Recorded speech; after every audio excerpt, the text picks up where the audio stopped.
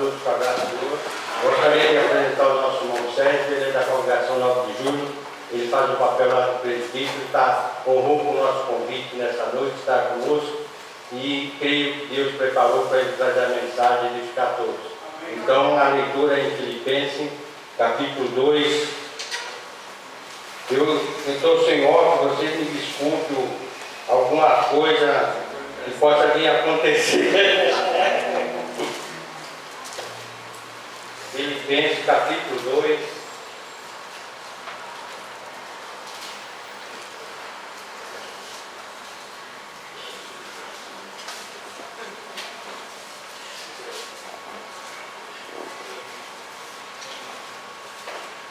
Versículo 2 em diante, versículo 6. Tendo em vós o mesmo sentimento que houve também em Cristo Jesus, pois ele, substituindo em forma de Deus, não julgou como usurpação a ser igual a Deus. Antes a si mesmo esvaziou-se, assumindo a forma de servo, tornando-se em semelhança de homens e reconhecido em figura humana, e a si mesmo se humilhou, tornando-se obediente até a morte, e a morte de cruz. Pelo que também Deus o exaltou sobremaneira, ele deu um nome que está acima de todo nome, para que, ao nome de Jesus, se dobre todos os joelhos, nós no céu, na terra e debaixo da terra, e toda língua confesse que Jesus Cristo é o Senhor, para a glória de Deus Pai. Amém.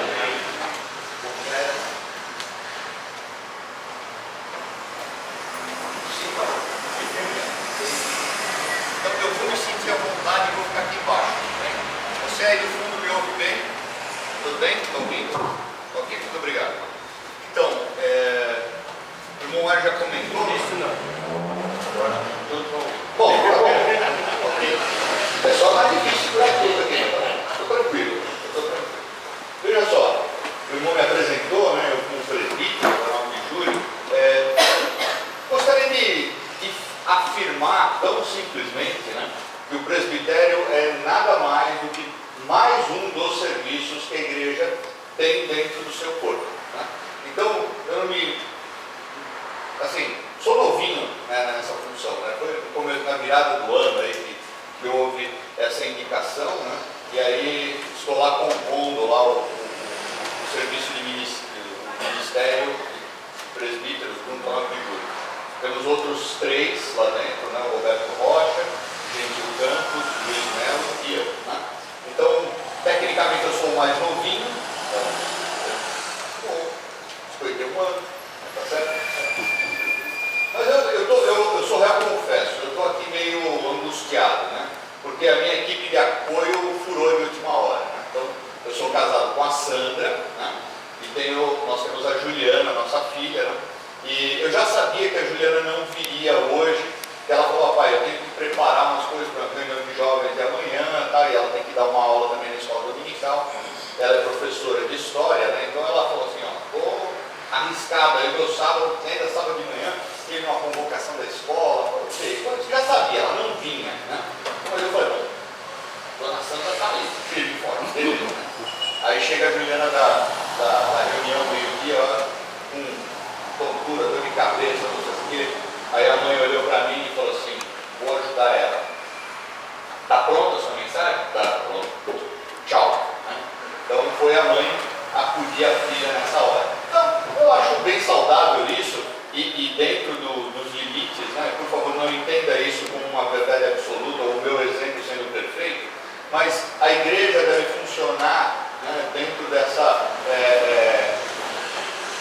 transitar dentro desse amor, do ponto de vista de uns ajudando aos outros. E nesse aspecto, o presbitério ele não é chefia de ninguém, tá certo? Eu não sou chefe, porque se fosse para ser chefe, eu não aceitava. Tá?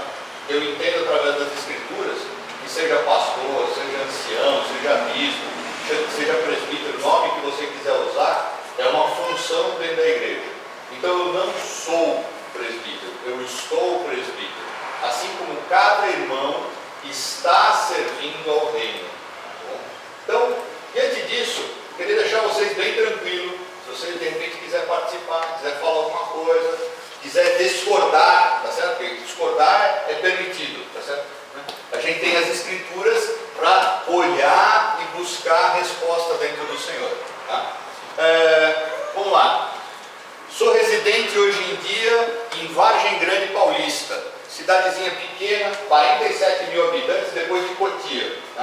Então eu pego um negócio chamado Raposo Tavares todo dia, vou para São Paulo, volto, vou para São Paulo, volto, vou para São Paulo, volto. Né?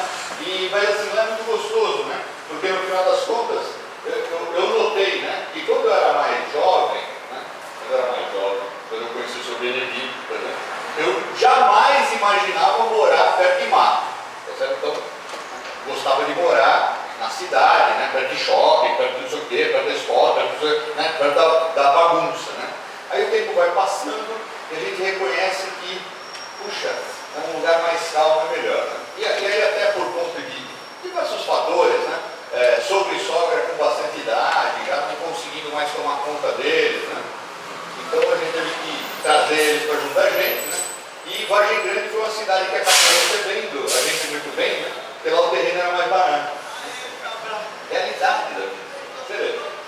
No final das contas, eu estou brincando com esse monte de informações para falar um pouquinho sobre o nosso tema. Né? O irmão Mário, quando convidou, falou assim: você escolhe o tema.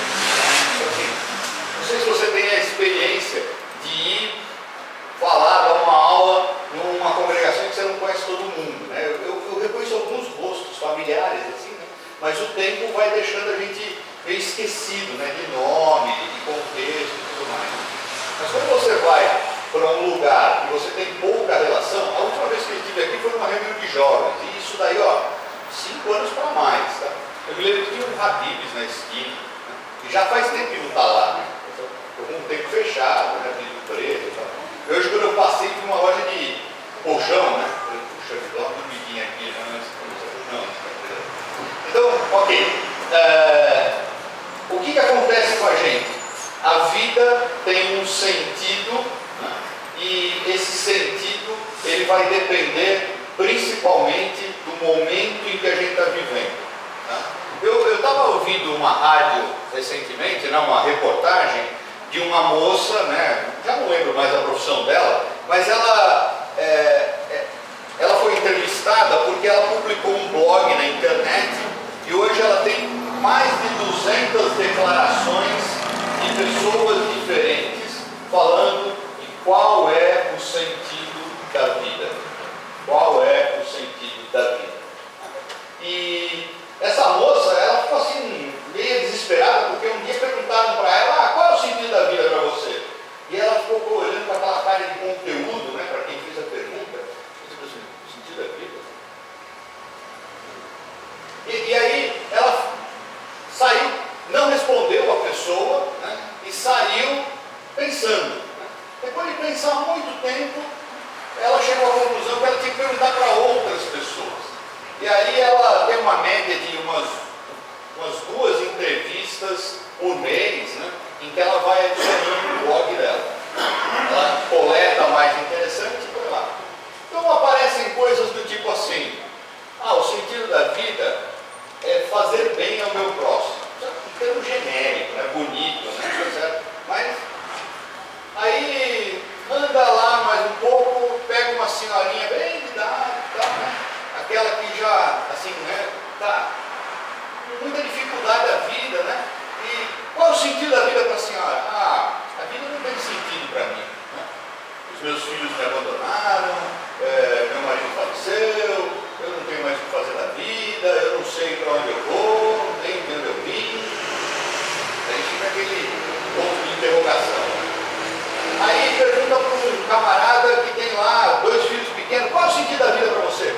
O sentido da vida para mim é eu prover um bom futuro para os meus filhos. Eu quero investir neles, quero dar curso de inglês, de espanhol, de chinês, né? Porque agora está na moda, tem que falar chinês, né? Mandarim, né? Tá certo? Inglês já é bobeira. Isso daí, fala inglês? Como não? É uma coisa assim meio absurda, né? Beleza. Então, para esse camarada, ele está preocupado com os filhos dele. E os filhos dão um sentido para a vida dele naquele momento. Né? E diversas respostas. Né? Deixa eu até pegar aqui um pouquinho o texto que eu tinha preparado aqui.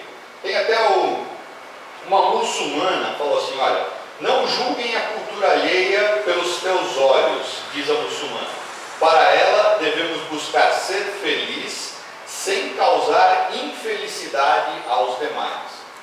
achei bacana esse sentido da vida para essa moça, né, que fez essa declaração. Para um ex-jogador de futebol e professor lá de educação física não é fora de moda, né? Deve ter algum nome mais bonito, né? Mas tá bom. Então, o sentido da vida é pensar no bem-estar dele, da família e dos alunos. Ele tem até uma missão um pouco maior, né? Ele pensa até nos alunos dele. Né? E assim vai, né? Diversas coisas. Né? O sentido da vida são filhos, o trabalho, o dinheiro, a felicidade, o dançar, ou sei lá, o que você achar que pode entender que seja interessante. Né? Tá bom? Agora, o que a gente pode notar em todas essas respostas é que o sentido da vida ele é passageiro. Por quê? Porque aquele pai estava olhando para os filhos dele, enquanto os filhos, e ele tinha uma meta para aqueles filhos. Quando ele terminasse aquela meta, o que ele ia fazer na sequência? Ia acabar a vida dele? Então, ou ele teria um novo sentido de vida, ou ele, né, bom, pegar o próximo caixão disponível e entrar nele, né? Tá certo? Você percebe que quando a gente olha com os olhos daquilo que está disponível à nossa realidade, o sentido da vida ele é momentâneo. É lógico que o camarada não vai se matar depois que os filhos estiverem criados ou tiverem lá o curso de mandarim pronto. Né? Tá certo? O camarada ia inventar alguma outra coisa, né? Nem que fosse para comprar uma Harley Davidson, né? Vamos imaginar que esse sujeito é aquele camarada bem de vida, né? E depois que ele gastou todo o dinheiro dele que ele tinha, comprou a casa de campo, os filhos se formaram, não sei o que, ele comprou uma moto. Né? Normalmente é um camarada meio gordinho, tá certo? Né? Para poder caber naquela moto, né? Porque cara pequeno é difícil dirigir aquele trambolho enorme, né? Tem mais de 350 quilos, né? Tá certo? Então, você está olhando para mim, eu não tenho Harley Davidson e não tenho desejo de ter, tá certo? Então, e também estou proibido por esposa e filho. Tá? Eu até tentei entrar em moto-escola, mas eu não queria uma Harley Davidson. Esse não era o meu sentido de vida, tá bom? Mas tudo bem, sei. Vamos lá. O sentido da vida, ele é momentâneo, tá certo? E ele é passageiro, né? A gente tem que ficar olhando para tentar descobrir alguma coisa nova ou buscar alguma coisa nova. Agora, será que a gente consegue, nos dias de hoje, com essa sociedade onde a gente vive, que ela é uma sociedade de múltiplas visões? É múltiplas visões? Você concorda com o que eu estou falando agora? Parece meio coisa de... Esse cara veio do nada e ele está trazendo umas ideias malucas aqui, né? Eu pensei que eu vinha, né, em alguma coisa para falar de Bíblia, de Jesus, de Deus, e esse cara está falando em sociedade de múltiplas visões. Sim, ela é múltiplas visões, porque nós vivemos naquilo que os especialistas dizem, num mundo pós-contemporâneo. O que é pós-contemporâneo? É tudo aquilo que vem depois da contemporaneidade. Aí isso daí, alguns definem que é depois da Segunda Guerra Mundial, outros depois dos anos 70. E o mundo pós-contemporâneo é um mundo que questiona tudo, onde não se tem absolutamente nenhuma certeza absoluta, aquilo que é zero absoluto. A menos da ciência, né? Que a ciência vai lá botar um monte de fórmula para dizer que a aceleração é um fenômeno que tem várias variáveis e ali você muda essas variáveis e você consegue andar ou mais rápido ou mais devagar, dependendo da força aplicada. Aquelas coisas de louco, né? Beleza. Agora, de uma forma geral, quando se trata do ser humano, você não tem uma resposta absoluta para as verdades do dia a dia. Tá? E uma coisa interessante, eu gostaria de pedir para vocês darem uma olhadinha, em Eclesiastes, capítulo 8, versículos 16 e 17. Eclesiastes 8, 16 e 17. Eu costumo usar a nova versão internacional. Então, vamos lá, dá uma olhadinha aqui. Eclesiastes 8, 16 e 17. O voltei a mente para conhecer a sabedoria e observar as atividades do homem sobre a terra, daquele cujos olhos não veem sono, nem de dia nem de noite, percebi que tudo o que Deus tem feito, ninguém é capaz de entender o que se faz debaixo do sol. Então, vamos só dar uma olhadinha aqui. Olha o que a Escritura está falando. O escritor, né, Salomão, né, falando assim: quando voltei a mente para conhecer a sabedoria. Então, Salomão está lá no seu dia a dia, em uma dada hora, ele pega a mente dele e fixa em conhecer a sabedoria. E o quê? E observar as atividades do homem sobre a terra, daquele cujos olhos não veem sono, nem de dia e nem de noite. Então, Salomão está olhando para aquelas pessoas que a atividade dos homens, né, que estão sobre a terra, cujos olhos não veem sono, nem de dia nem de noite. Que tipo de pessoa é essa? Que não vê sono, nem de dia nem de noite?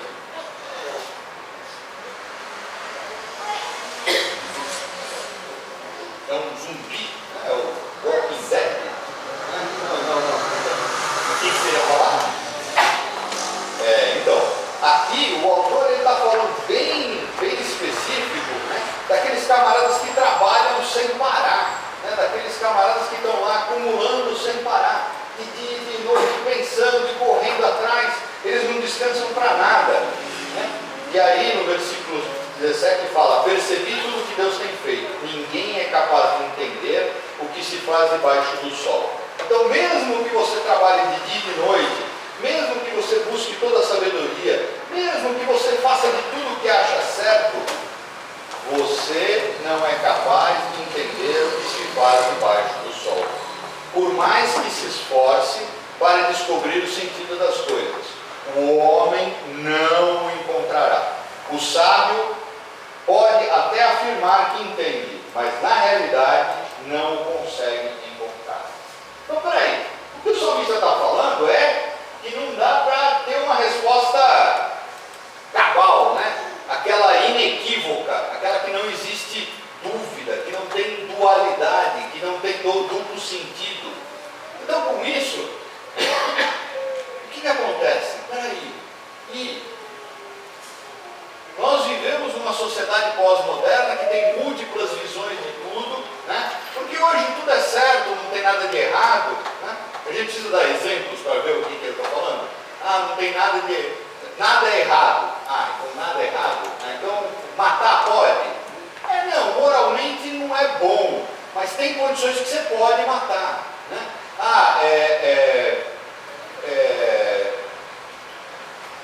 Tá casado, separa. Casa de novo, separa. Casa de novo, separa. Casa de novo. Isso pode?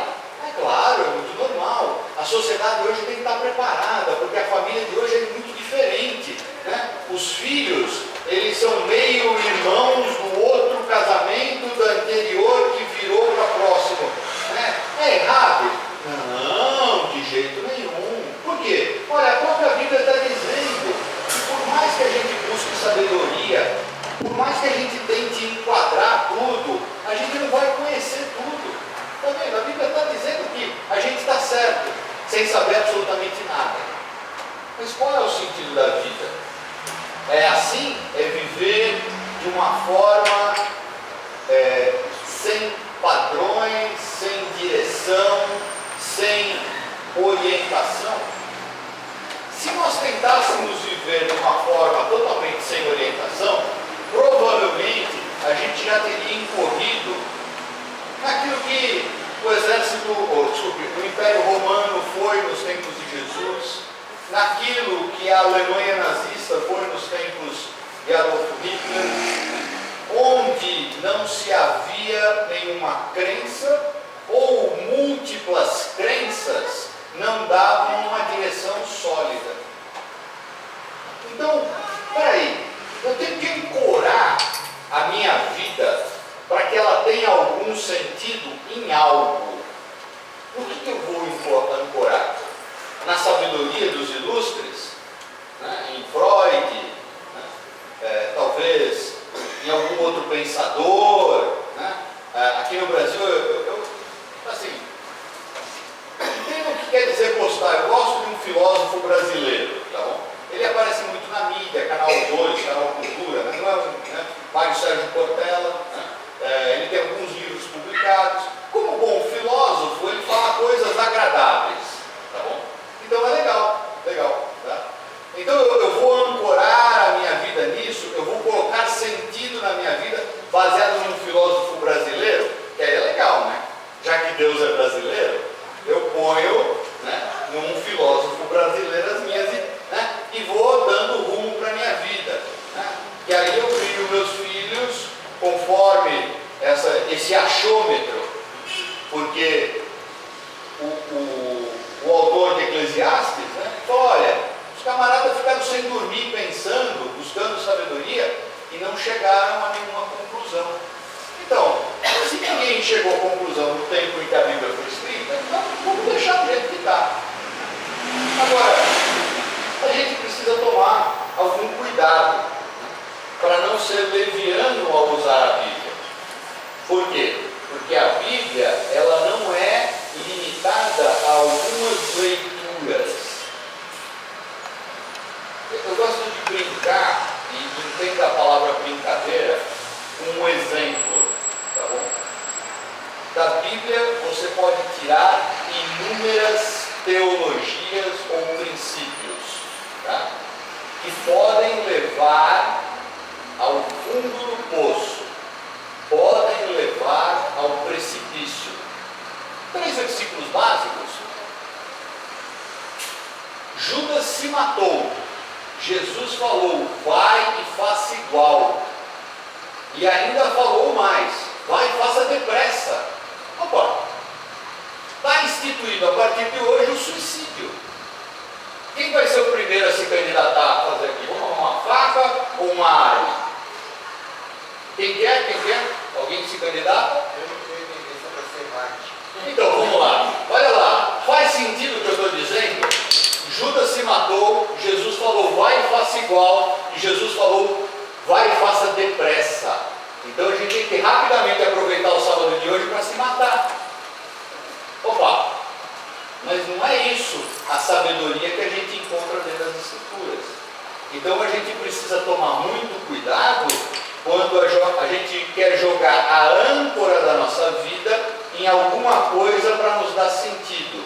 E principalmente quando a gente joga a âncora da nossa vida em cima das Escrituras. Existe a necessidade de estudo bíblico sério, a orientação do Espírito do Senhor e a centralidade do sacrifício de Jesus Cristo para que a nossa âncora esteja colocada dentro das Escrituras e firmemente fixada. Porque senão a gente pode incorrer facilmente nesses detalhes. E vai e faça depressa, vai e faça igual e se mate hoje. Porque Judas se matou. Bonito. Como eu sei que eu estou falando com pessoas que têm discernimento, vocês estão percebendo onde eu estou querendo chegar. A ambiguidade dos nossos dias, ela precisa ser provada pelas Escrituras. A ambiguidade dos nossos dias precisa ser alicerçada para deixar de ser ambígua. Para que nós possamos viver no presente século, para que nós possamos viver essa vida e ter um sentido para ela. Qual é o sentido da nossa vida? A proposta de hoje é nós olharmos para dentro das Escrituras e buscar nela o sentido, a segurança, a fixação, para que as nossas vidas não sejam levados, né, pelo vento, que não sejam levadas pelas opiniões alheias, né? Tá certo? E sempre tem tia, com perdão e respeito total às tias, amo a minha tia que ainda é viva de todas as demais, que já se foram, né? Tá certo? mas sempre tem uma tia para dar um palpite esdrúxulo no dia da dificuldade. Tá bom? Tudo bem? Então, perdão se você é tia, eu posso mudar o exemplo. Sempre tem um tio para dar um palpite esdrúxulo no dia da dificuldade. Tá bom? Okay? Ainda bem que os presbíteros não dão palpites, tá certo? É por isso que o presbítero não é chefe, tá bom? O presbítero ele tem que ser um camarada que orienta, e que se ninguém mais estiver orando pela igreja, ele assim deva estar. Tá? Ok, beleza. Vamos lá. Vamos voltar ao qual é o sentido da vida. Eu gostaria para isso olhar a leitura que nós fizemos em Filipenses capítulo 2, versículos de 5 em diante. Aonde ancorar, né, o sentido da minha vida? Aonde ancorar? Filipenses capítulo 2.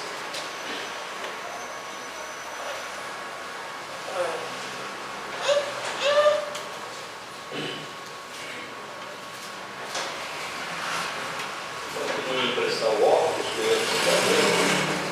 eu perdi. É difícil você perder óculos, né? Principalmente no bolso, paletó, camisa.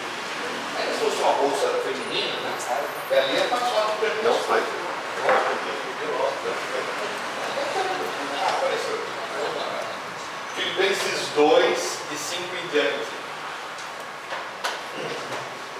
Seja a atitude de vocês a mesma de Cristo Jesus, que, embora sendo Deus, não considerou ser igual a Deus. Era algo a que devia apegar-se. Então, o que deveria se apegar?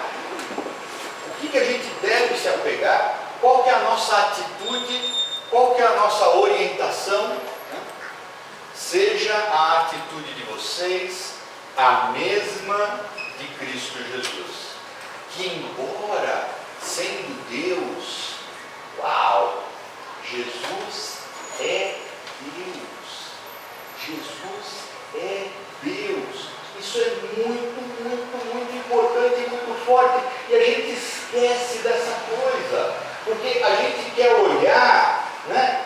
E a gente até pode admitir que eu preciso de Deus, porque Deus é bom, né? Eu estava lendo uma reportagem essa semana que me deixou assim assustado, né? Uma reportagem falando sobre políticos, né? E sobre a política no Brasil. E eu até anotei aqui, eu queria ler o título da reportagem. Ninguém que depende de votos no Brasil é louco de se associar a ateus. Não entende de novo? Ninguém que depende de votos, portanto, vereador, deputado, senador, presidente, né? Todo mundo que depende de votos no Brasil é louco de se associar a ateus. Por quê? Aquele cara é ateu, não voto nele. Por quê? Porque Deus é brasileiro, não é verdade? Né? E eu tenho prova absoluta e firme de que Deus não é brasileiro. Eu queria compartilhar isso com vocês hoje, tá bom? Se Deus fosse brasileiro, todos os caminhos levariam a Ele, tá certo? E se assim não fosse, nós não estaríamos nas dificuldades que o Brasil se encontra hoje. Se Deus fosse brasileiro, nós não teríamos perdido a Copa, nem a de 50 e nem a do 7-1.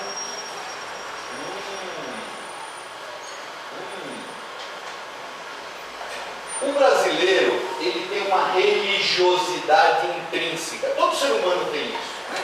Nasce dentro dele, né? O cara nem sabe por quê, mas ele está dando glória a Deus. Ele nem sabe por que está falando amém. Ele nem sabe por quê, mas ele está no meio, tá?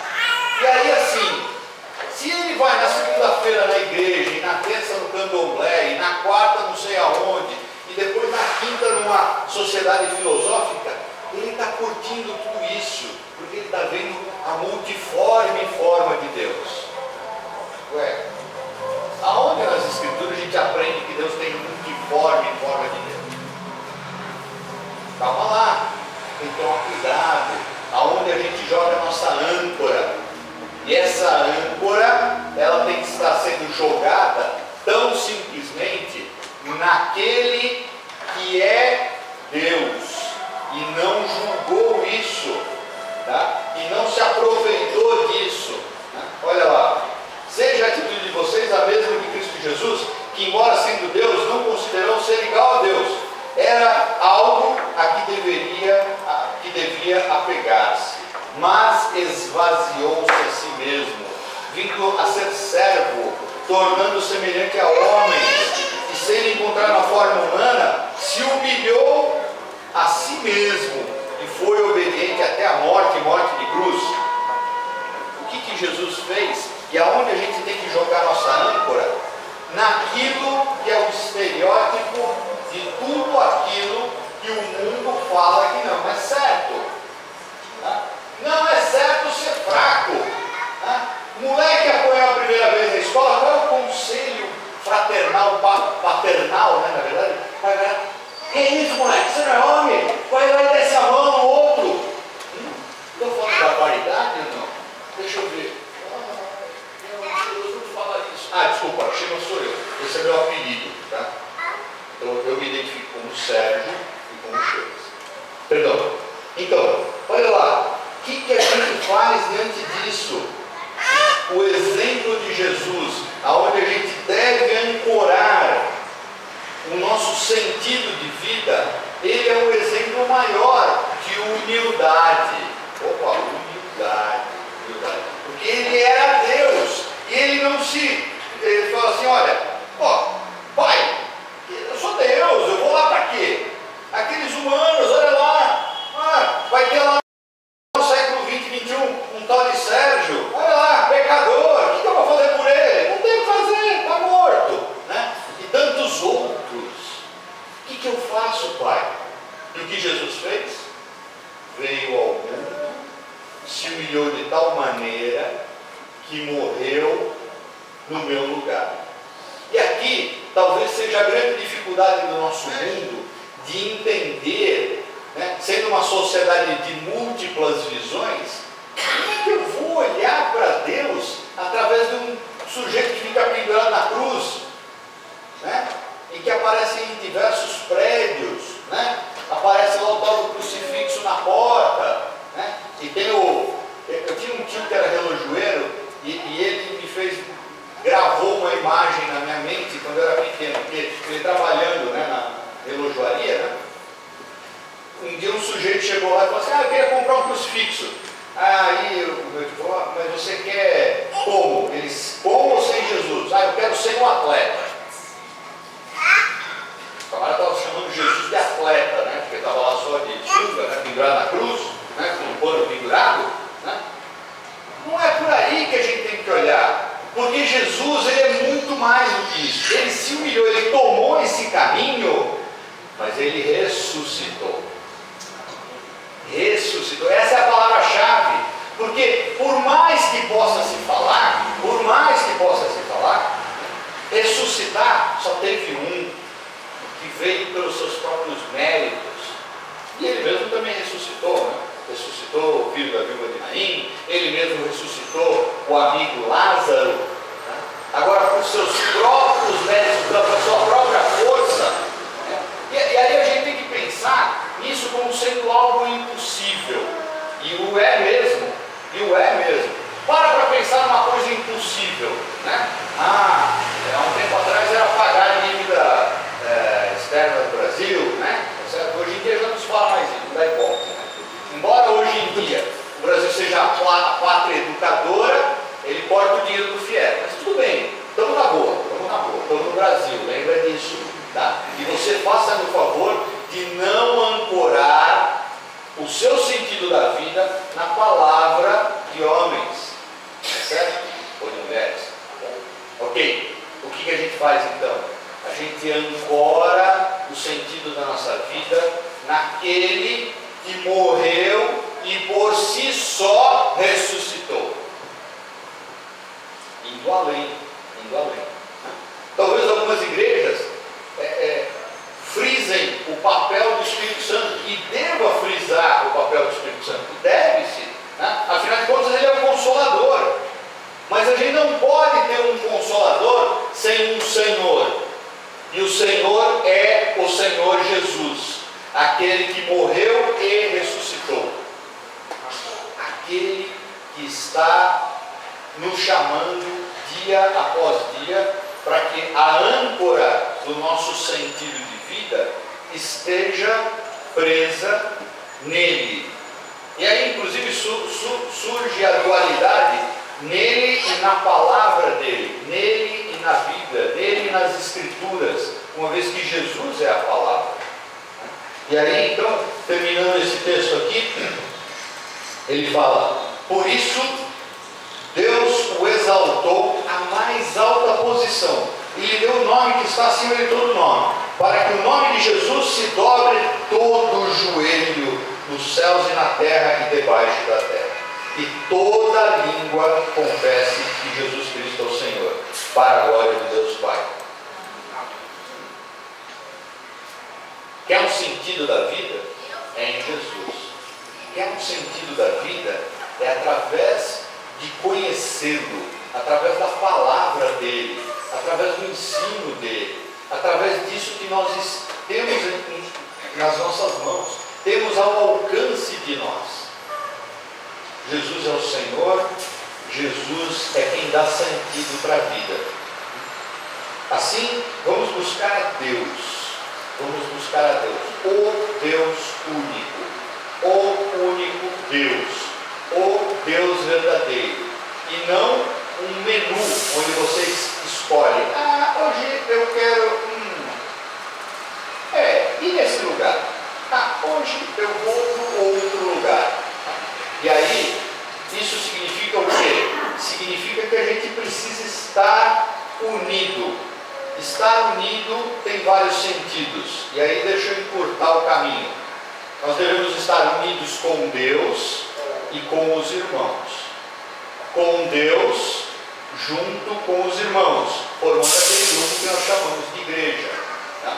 Nós precisamos estar em volta do Senhor Jesus. Jesus é o centro, nós em volta, servindo a Ele e uns aos outros. Não tem outra forma, não tem outra forma.